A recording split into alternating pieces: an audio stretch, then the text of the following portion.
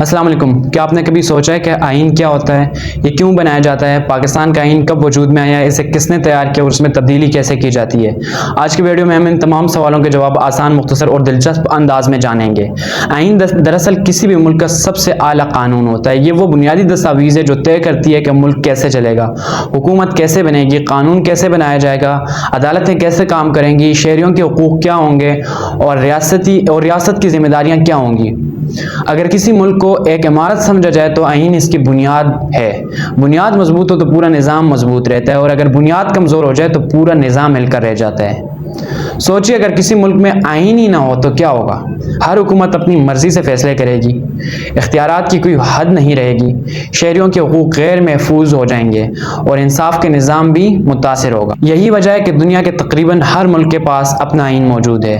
پاکستان 14 اگست 1947 کو آزاد ہوا، لیکن آزادی کے فوراً بعد ملک کے پاس مستقل آئین موجود نہیں تھا۔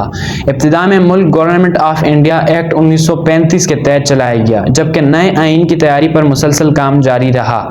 کئی برس کی محنت کے بعد پاکستان کا پہلا آئین 23 مارچ 1956 کو نافذ ہوا۔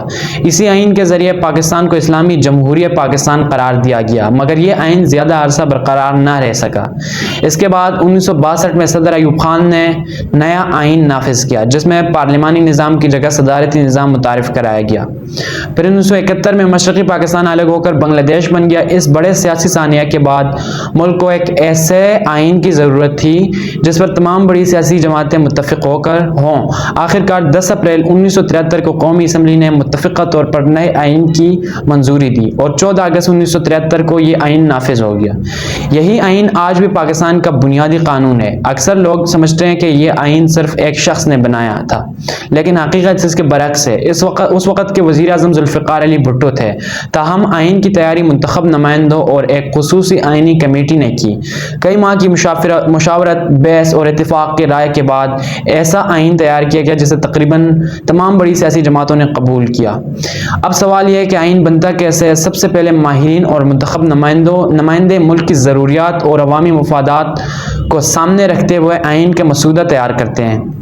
پھر اس پر پارلیمنٹ میں تفصیلی بحث ہوتی ہے۔ جب قومی اسمبلی اور سینٹ مطلوبہ اکثریت سے اسے منظور کر دیتے ہیں تو صدر مملکت دستخط کرتے ہیں اور اس کے بعد وہ ملک کا باقاعدہ آئین بن جاتا ہے۔ آئین میں تبدیلی بھی عام قانون کی طرح آسان نہیں ہوتی۔ کسی بھی آئینی ترمیم کے لیے پارلیمنٹ کے دونوں ایوانوں میں 2/3 اکثریت سے منظوری ضروری ہوتی ہے۔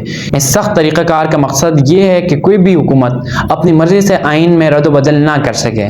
پاکستان کا آئین ہر شہری کو قانون کے سامنے برابری، آزادی اظہار، مذہبی آزادی، منصفانہ سماعت، انسانی وقار اور دیگر بنیادی حقوق کی ضمانت دیتا ہے۔ اسی کے ساتھ یہ ریاست کی ذمہ داریاں بھی طے کرتا ہے اور شہریوں کے فرائض بھی واضح کرتا ہے۔